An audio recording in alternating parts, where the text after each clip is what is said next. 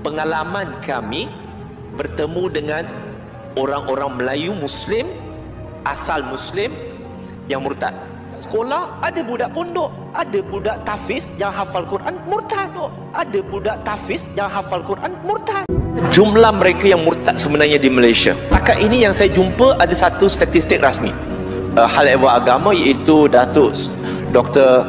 Jamil Khir Baharom. Dia menjawab di Parlimen apabila ditanya tentang berapa ramaikah yang telah murtad di Malaysia, maka dia sebut lebih kurang. Haleluya, haleluya, haleluya. Shalom alaikum bismillah. Salam aki. Aku kabarkan Injil keselamatan. Bapak Ibu di Tuhan, ketemu lagi dengan saya Evangelis Avraham Effendi Usman. Bagaimana kabar Bapak Ibu semua? Tentu luar biasa. Nah, saudaraku para pencinta channel Injil Habaget, saya ingin membacakan satu firman Tuhan kepada kita semuanya. Ayat ini sangat sering kita baca dan sering diperdengarkan oleh para pendeta, oleh pengkhotbah, oleh para penceramah, bahkan oleh para penginjil. Bahkan hampir semua orang Kristen bisa menghafal ayat di dalam Injil Matius 19 ayat yang ke-30. Tetapi banyak orang yang terdahulu akan menjadi yang terakhir, dan yang terakhir akan menjadi yang terdahulu. Ayat ini Bapak Ibu mulai tergenapi, sudah tergenapi, dan akan terus tergenapi, saudaraku. Kita melihat orang-orang yang dulunya tidak suka dengan kekristenan, mereka benci tentang kekristenan, mengolok-olok Tuhan Yesus, menghina Alkitab. Pokoknya yang berbaur tentang kekristenan orang itu tidak suka. Tetapi tanpa kita sadari, orang itu sekarang mulai datang kepada Yesus. Dari timur, barat, utara, selatan, berbondong-bondong mulai datang kepada Yesus. Mereka mulai mengaku bahwa Yesus Kristus sebagai Tuhan dan Juru Selamat. Mereka mulai meninggalkan iman percayanya yang lama. Sekalipun dihina, dicaci maki, dicemooh oleh keluarga, sahabat, teman-teman, oleh lingkungannya, orang tersebut tidak akan peduli. Yang penting orang itu bisa menemukan jalan Shiratal Mustaqim, bisa menemukan kemenangan, bisa mendapatkan hidayah yang sudah Yesus persiapkan 2023 tahun yang lalu. Nah, sementara orang yang dulunya Kristen, lahir dalam keadaan Kristen, remaja, anak-anak dalam keadaan Kristen, remaja dalam keadaan Kristen, dewasa dalam keadaan Kristen, toh pada akhirnya tanpa disangka-sangka orang itu menyangkal iman percayanya kepada Yesus. Kenapa saudara? Karena hidup di dalam kekristenan hanya sebatas agama. Tidak pernah mengalami Kristus, tidak pernah membaca firman Tuhan, membaca Alkitab. Hanya orang yang beragama Kristen, sehingga dengan mudah terbawa arus dunia. Akhirnya terjadi gesekan sedikit, entah itu di gereja, entah itu di sinode, atau dimanapun. Bahkan dengan sesama Kristen punya kepahitan, akhirnya orang itu menyangkal iman percayanya kepada Yesus. Nah, ini Bapak Ibu lagi terjadi hari-hari ini di depan mata kita. Dan kita harus bisa melihat. Makanya kita harus giat memberitakan Injil. Injil ini kita harus beritakan bukan saja kepada orang yang tidak mengenal Injil. Bahkan kepada orang Kristen pun kita harus memberitakan Injil agar mereka mau melihat Injil. Karena selama ini banyak orang Kristen yang hanya Kristen-Kristenan. Bukan Kristen tinggal di dalam Kristus, tetapi Kristen tinggal di dalam agama Kristen. Nah, jadi kita memberitakan Injil dua arah, tiga arah malah. Kepada kita pribadi, diri kita pribadi, kepada orang di luar kekristenan, dan kepada orang Kristen sendiri. Nah, makanya Alkitab mengajarkan kita supaya kita menjadi pelaku firman. Nah, karena kita ini adalah suratan yang terbuka yang bisa dibaca oleh semua orang. Bapak Ibu, orang murtad dari agama manapun itu bukan saja ada di bangsa dan negara kita. Bahkan di Malaysia sangat banyak orang yang murtad, saudara. Kita ketahui di Malaysia itu sangat ketat juga hukum bagi orang yang murtad terhadap agamanya. Orang yang meninggalkan agamanya, masuk ke agama Kristen atau masuk ke agama manapun, hukumnya sangat ketat di Malaysia. Tetapi ketika Roh Kudus menjamah, Tuhan menjamah, seketat apapun hukum yang dibuat oleh manusia bisa didobrak, Bapak Ibu. Ini kenapa? Karena keselamatan. Semuanya karena keselamatan. Alkitab mencatat dalam kitab Injil, tidak ada satu manusia pun yang bisa mengatakan Yeshua HaMashiach Tuhan, Yesus Kristus Tuhan, kalau bukan karena Roh Kudus. Ketika Roh Kudus masuk ke dalam hati dan pikiran seseorang, orang itu bisa mengatakan Yesus Kristus Tuhan dan Juru Selamat. Dicaci maki sama keluarganya, dihina sama keluarganya, lingkungannya mencibir dia, lingkungannya mengintimidasi dia, teman-temannya menjauh dengan orang tersebut. Tetap orang itu berkata Yesus Kristus Tuhan. Kenapa? Karena Roh Kudus, Bapak Ibu. Bukan karena kekuatan dia, bukan karena pikirannya yang dia berkata Yesus Tuhan, karena Roh Kudus. Nah, sama halnya dengan saya dan dengan teman-teman sesama murtadin. Kita setiap hari dihina, dicaci maki, diolok-olok, dicemooh, diintimidasi, bahkan masuk email hampir tiap hari, Bapak Ibu. Mereka bertanya, di mana kau tinggal? Kalau ketemu habis kau bla bla bla bla, macam-macam saudara. Tetapi karena Roh Kudus ada di dalam hati kita, Roh Kudus inilah yang memberikan kekuatan kepada kita, yang memberikan kemampuan kepada kita sehingga kita berdiri dan kita ingin tetap berdiri teguh di atas fondasi iman yang benar. Kenapa? Karena Roh Kudus yang memampukan kita, Roh Kudus yang memberikan lawatan kepada kita, Roh Kudus yang selalu mengingatkan kita. Roh Kuduslah Bapak Ibu yang memberikan kemampuan kepada kita sehingga kita bisa berdiri sampai garis akhir, saudaraku.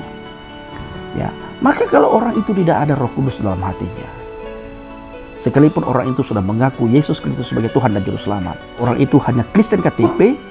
Kalau orang itu hanya Kristen KTP, orang itu pasti akan menyangkal iman percaya kepada Yesus ketika terjadi gesekan dan ketika terjadi kepahitan dalam hidupnya. Pasti akan menyangkal, saudaraku.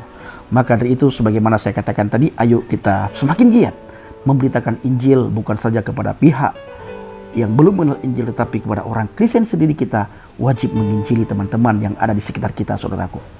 Nah, Bapak Ibu, mengenai pemurtadan orang murtad di Malaysia, bertobat baru ya. Ada orang yang berkata kemarin kepada saya begini, Bang Pendi, kalau orang Kristen masuk Islam itu namanya mu'alaf. Kalau orang Islam masuk Kristen itu namanya apa, Bang Pendi? Saya jawab, kalau orang Islam masuk Kristen seperti saya dan teman-teman, itu dinamakan petobat baru ya. Petobat baru. Luar biasa, Bapak Ibu. Mereka sehebat apapun menjadi orang Islam, orang Kristen, orang Katolik, agama manapun sudah masuk Islam, sehebat apapun dia dalam Islam, dia tetap dikatakan mu'alaf ya, tetap dikatakan mu'alaf. Tetapi bila dari agama luar masuk ke agama Kristen, menjadi pengikut Kristus, maka orang itu petobat baru ya, petobat baru. Jadi saudaraku dikasih Tuhan, para pencinta channel Al Baget, saya ingin mengajak kita semuanya untuk melihat sebuah cuplikan video bagaimana kita melihat di Malaysia ada banyak sekali orang yang sudah meninggalkan iman percayanya yang lama, meninggalkan agama orang tuanya. Orang itu menemukan jalan Shiratal Mustaqim, menemukan Yesus Kristus sebagai Tuhan dan Juru Selamat, alias murtad dari agamanya dan menjadi petobat baru. Mari kita lihat sama-sama bagaimana cuplikan video berikut ini. Jumlah mereka yang murtad sebenarnya di Malaysia, setakat ini yang saya jumpa ada satu statistik rasmi hal ehwal agama, iaitu Datuk Dr. Jamil Khibaharum. Dia menjawab di parlimen apabila ditanya tentang berapa ramaikah yang telah murtad di Malaysia, maka dia sebut lebih kurang 863 individu memohon secara rasmi. Ada kajian-kajian dilakukan di Malaysia dan juga termasuk pengalaman kami bertemu dengan orang-orang Melayu Muslim, asal Muslim yang murtad. Sekolah ada budak pondok, ada budak tafiz yang hafal Quran murtad. Pengalaman kami bertemu dengan orang-orang Melayu Muslim, asal Muslim yang murtad. Sekolah ada budak pondok, ada budak tafiz yang hafal Quran murtad. Arahma.id, judulnya begini, ratusan ribu Muslim Malaysia murtad. Wow. Malaysia, arahma.com. Aksi pemurtadan di Malaysia terus digencarkan dan sekarang berada pada titik yang semakin memprihatinkan. Hal ini terungkap dalam sebuah diskusi yang berlangsung di Malaysia beberapa waktu yang lalu yang dilansir oleh Malaysia Today. Menurut Mufti Perak Tan Sri Harussaini Zakaria, sekitar 200.000 Melayu Islam telah murtad, dan ini adalah jumlah Melayu yang murtad 3 tahun yang lalu. 200.000 orang murtad sekitar 3 tahun yang lalu. Bagaimana dengan sekarang ya sahabat ya? Kata An Wan Seng dari Persatuan Cina Muslim Malaysia.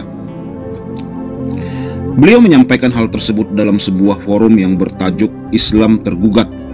Apa tindakan kita, yang diselenggarakan oleh Organisasi Pembela Islam Malaysia yang dihadiri sekitar 200 peserta dari 35 LSM Islam. An Wan Seng menegaskan bahwa Universitas Malaya pernah menjadi pusat penyebaran agama Kristen ketika beliau masih bekerja di sana pada tahun 1980-an. Petaling Jaya merupakan pusat gerakan Kristen yang giat mengeluarkan risalah Kristen berbahasa Melayu, termasuk juga penerbitan Injil dalam bahasa Melayu sebagai bagian dari program kristenisasi. Sebenarnya penerbitan kitab dalam berbagai bahasa itu bukan kristenisasi ya, supaya kita lebih mudah memahami. Jadi banyak orang salah tanggap. Makanya di Indonesia ini pernah ditolak Alkitab berbahasa Minang. Kenapa mereka ketakutan dan selalu kepanasan melihat Alkitab terjemahan? Alkitab terjemahan loh, kok ketakutan, kok kepanasan gitu. Padahal mereka sendiri yang berkata bahwa Alkitab terjemahan itu adalah kitab palsu. Mereka sendiri yang berkata bahwa Alkitab itu sudah diedit-edit. Kenapa terganggu? Kenapa kepanasan? Tunjukkan dong, konsekuen dong. Kalau memang kitab Anda sendiri yang memang jatuh dari langit, turun dari langit, dan kitab Anda yang paling suci, tunjukkan dong. Kan gitu seharusnya ya. Ngapain Anda mencampuri kitab orang lain dan mengurusi kitab orang lain? Itu sebenarnya yang menjadi sebuah dilema ya. Ada kepercayaan lain selalu mengurusi kitab orang lain. Kalau ada kitab terjemahan kepanasan, ada kitab terjemahan komplain, ada kitab terjemahan agama lain dianggap menista agamanya sendiri. Kan ini kacau sahabat pemikiran begini. Biarkan ada Alkitab terjemahan itu bukan kristenisasi. Loh, Anda juga bebas kan islamisasi? Bebas Anda islamisasi, bebas Anda berdakwah. Lah, kenapa agama lain gak boleh? Gitu loh, adil dong seharusnya. Kalau Anda beragama itu seharusnya adil. Jangan egois. Kalau Anda berdakwah boleh, terus kalau agama lain mau berdakwah juga nggak boleh. Kan kacau. Tuduh kristenisasi, tuduh ini, tuduh itu. Kita lanjut sahabat. Kasus Melayu yang murtad lebih serius terjadi di wilayah Johor karena terdapat MCA di Singapura. MCA adalah Persatuan Kristen Melayu. Lah, kenapa emangnya kalau ada komunitas Persatuan Kristen?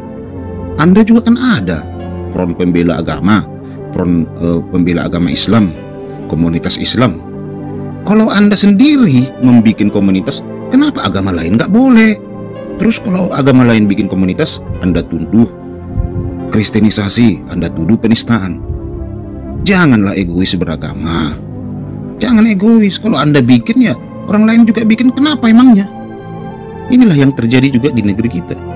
Mereka bebas olok-olok Alkitab, hina-hina agama lain, mencaci maki agama lain, bahkan penista agama disanjung disambut seperti Zakir Naik datang ke Indonesia. Nah, begitu ada agama lain yang ingin membahas kita, mereka ditangkap, dituduh penistaan agama. Itu kan namanya beragama itu egois. Menurut saya sih agama seperti itu, maaf nih ya, ini menurut saya tidak pantas dijadikan agama, tidak pantas untuk dipeluk. Kalau sebuah agama mengajarkan keegoisan, menurut saya sih begitu. Mendingan cari agama yang bertoleransi, yang menjunjung perdamaian dan kasih. Dan itu hanya ada di dalam Tuhan Yesus Kristus. Ya, puji Tuhan sahabat, itulah yang bisa saya sampaikan. Tuhan Yesus memberkati. Nah, saudaraku yang dikasihi Tuhan, para pencinta channel Jelah Baget, bagaimana tanggapan Bapak Ibu semua setelah kita sama-sama menyaksikan cuplikan video yang baru saja saya putarkan? Saudaraku, saya ingin saudara memberikan komentar yang positif. Tulislah dan pergunakanlah jari-jari saudara dengan bijak di kolom komentar kita, saudaraku ya, agar orang-orang membaca komentar kita, mereka bisa melihat bagaimana karakter kita. Baik saudaraku, saya akan membacakan beberapa firman Tuhan untuk kita semuanya. Saya ambil dalam Matius 19 mulai ayat 27 sampai ayat yang ke-30. Cuma 3 ayat. Lalu Petrus menjawab dan berkata kepada Yesus, "Kami ini telah meninggalkan segala sesuatu dan mengikut Engkau. Jadi, apakah yang akan kami peroleh?"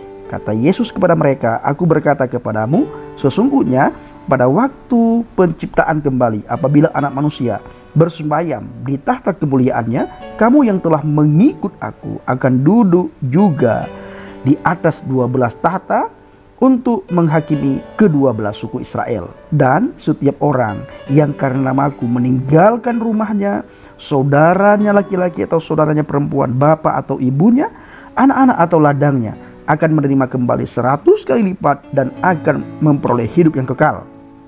Tetapi banyak orang yang terdahulu akan menjadi yang terakhir, dan yang terakhir akan menjadi terdahulu. Kiranya video singkat ini bisa menguatkan kita, bisa memberikan pencerahan kepada kita, sehingga kita semakin hari semakin giat dan gigih di dalam kita memberitakan Injil, memberitakan firman Tuhan, kabar baik. Terima kasih. Assalamualaikum warahmatullahi wabarakatuh. Salam Aki. Aku kabarkan Injil keselamatan. Bapak Yahweh Bishop Adonai Yesus Hamasiya Waruh Kudus memberkati kita semua. Haleluya. Amin. Salam Portadin. Saya mengucapkan terima kasih kepada Bapak Ibu yang selalu mendukung pelayanan Habaget, baik melalui doa, dana, motivasi maupun support saudara semuanya. Terus dukung dalam doa dan bawa pelayanan Habaget dalam doa syafaat saudara. Terima kasih.